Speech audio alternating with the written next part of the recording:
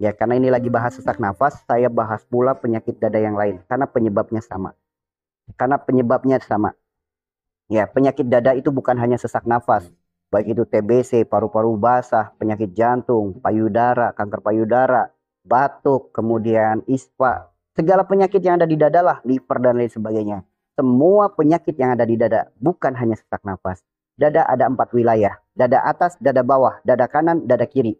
Dada kanan atas berkaitan dengan wilayah Nabi Musa, berkaitan dengan kesombongan. Sebagaimana sombongnya Fir'aun. Apa itu sombongnya Fir'aun? Keakuan yang tinggi. Orang ketika memiliki sifat keakuan yang tinggi, nih gara-gara aku, coba kalau nggak ada aku yang paling baik, aku yang paling sehat, aku yang paling pintar, aku yang paling punya, aku yang paling bisa. Sifat keakuan yang tinggi bisa menjadi penyakit yang ada di dada. Ya, orang yang dikit-dikit aku nih, coba nggak ada aku, ya karena aku, ini semua karena aku, nah, gitu. Orang yang keakuan tinggi akan muncul penyakit yang ada di dada. Kemudian, bukan hanya keakuan yang tinggi. Dada kanan sebelah bawah disebutnya wilayah Nabi Ibrahim berkaitan dengan kemusyrikan. Orang yang melakukan kemusyrikan, jangan kaget ketika muncul penyakit-penyakit yang ada di dada. Kemusyrikan itu apa? Bukan hanya kemusyrikan dalam bentuk jimat, raja, kodam, pusaka, susu, klenik. Bukan hanya sebatas itu. Meyakini sesuatu melebihi yakin kita kepada Allah, itu pun bagian daripada kemusyrikan. Contoh, minyak ruqyah bisa menghancurkan buhul. Teman-teman percaya. Beli minyak ruqyah, dioles-oles, diniatin buat ngancurin buhul. Percaya begituan? Musyrik. Ada lagi nih, yang lebih PA lagi. Orang pengen kaya, dagangan pengen laris, direndam celana dalam, dicipratin-cipratin airnya. Musyrik. Bukan hanya itu, pengen sembuh, suruh dikalungin celana dalam. Musyrik. Jadi kemusyrikan itu banyak. Meyakini sesuatu melebihi yakin kita kepada Allah, itu kemusyrikan. Dan itu bisa menjadi penyakit-penyakit yang ada di dada. Ada lagi penyakit dada kiri sebelah bawah. Dada kiri sebelah bawah disebutnya wilayah Nabi Adam. Penyakit jantung, koroner, jantung lemah jantung, dan lain sebagainya. Ya. Dada sebelah kiri disebutnya wilayah Nabi Adam. Wilayah Nabi Adam, lihatlah kisahnya dalam Al-Quran. Nabi Adam ujiannya satu, yaitu hawa nafsu. Hawa nafsu itu apa? Keinginan, harapan, angan-angan duniawi yang berlebih, yang bersumber pada harta, tahta, dan keluarga. Orang ketika memiliki keinginan, harapan, angan-angan duniawi yang berlebih, baik itu kepada harta benda, baik itu kepada tahtanya, baik itu kepada keluarga. Ingat, tahta itu bukan hanya jabatan.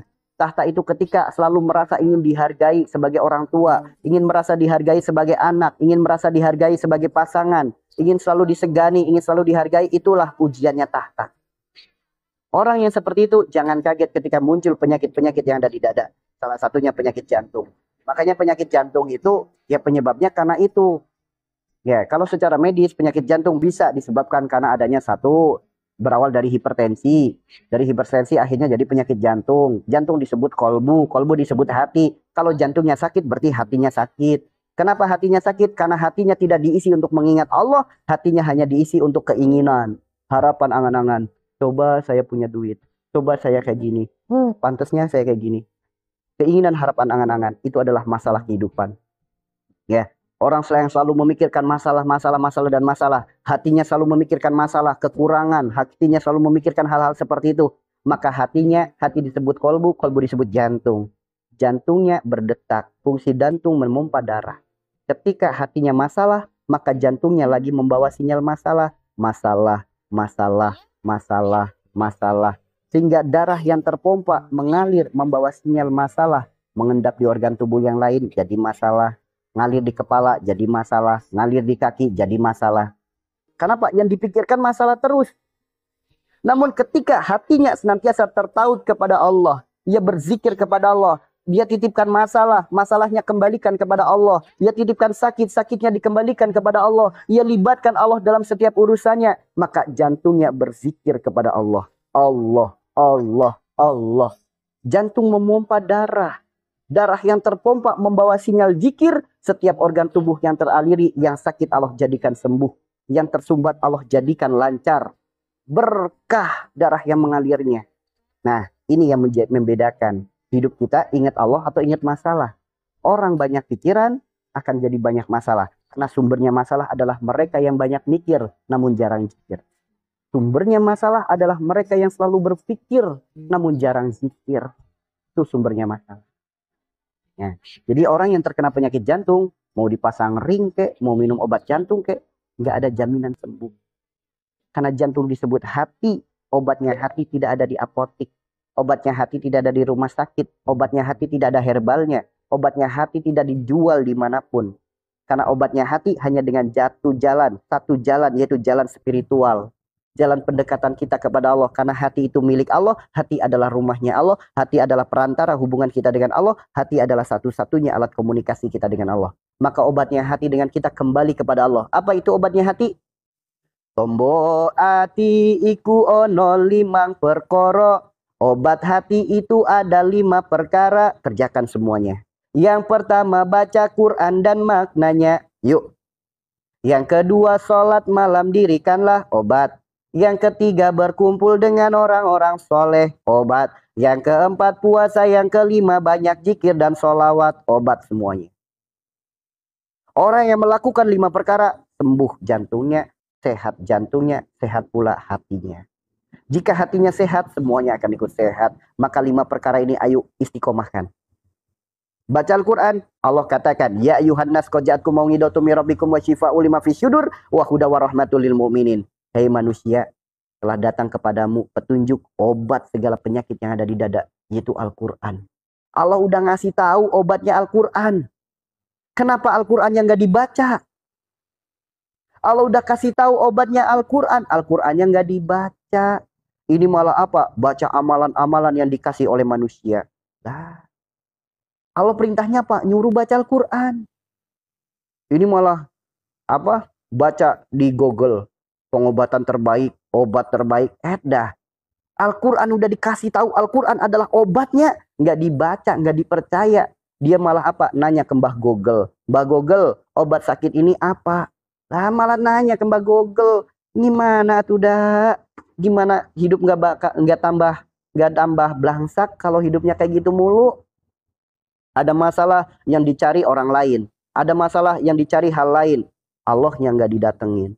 Padahal sumber segala pemberi pertolongan itu Allah, yang maha mencukupi kebutuhan kita Allah, yang maha memudahkan urusan kita Allah, yang menyembuhkan penyakit kita itu Allah. Kalau udah tahu Allah maha segala-galanya, kenapa enggan mendekat kepadanya?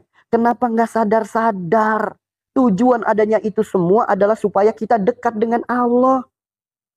Bukan malah sibuk ikhtiar kesana kemari.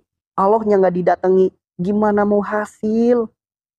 Gimana mau hasil atuh dah? Gimana? Yuk, makanya mulai saat ini kita belajar. Belajar, ya. Ini jantung, obatnya jantung bukan dipasangin ring. Obatnya jantung bukan minum obat. Obatnya jantung adalah kita lakukan yang namanya terapi hati. Apa itu terapi hati? Yaitulah obatnya hati. 5 perkara kerjakan. Karena barang siapa yang istiqomah dengan 5 perkara, hatinya akan baik, jantungnya akan baik, tubuhnya akan sehat. Jika hatinya baik, kehidupannya pun akan baik. Bukan hanya kehidupan, jodoh, rizki, semuanya diberikan kebaikan. Ayo. Kita sama-sama belajar. Ya, kita sama-sama belajar. Sama-sama belajar menata hati. Ya, menata hati. Nanya atau ngetes? Kalau ngetes nggak usah. Ya, kalau nemu ngetes nggak usah. Alif lam artinya apa? Kalau mau ngetes nggak usah. Kalau mau nanya saya jawab. Ya. Yang keempat, dada kanan atas disebutnya wilayah Nabi Isa. Wilayah Nabi Isa itu apa? Berkaitan dengan sosial dan keluarga. Orang yang punya banyak masalah di sosialnya, orang yang selalu jadi masalah di keluarganya, akan muncul penyakit-penyakit yang ada di dada. Tuh teman-teman. Jadi penyakit yang ada di dada berawal dari apa? Berawal dari satu, kesombongan, sebagaimana sombongnya Fir'aun. Kedua, kemusyrikan. Ketiga, hawa nafsu, keinginan, harapan, angan-angan. Keempat, yaitu orang yang punya banyak masalah perkara sosial dan keluarganya. Itu penyebabnya. Ya, itu penyebabnya. Kita mau berobat apapun, penyebabnya nggak diperbaiki, emang bisa. Emang bisa gitu, genteng bocor, kita hanya nyari obatnya. Kita hanya cari ember, cari baskom. Besok hujan, bocor lagi, ember lagi, baskom lagi. Tahun depan hujan, bocor lagi, ember lagi, baskom lagi. Emang bisa dengan ember dan baskom bocornya sembuh? Nggak bisa atuh dah. Berarti apa? Kita perbaiki. rezeki.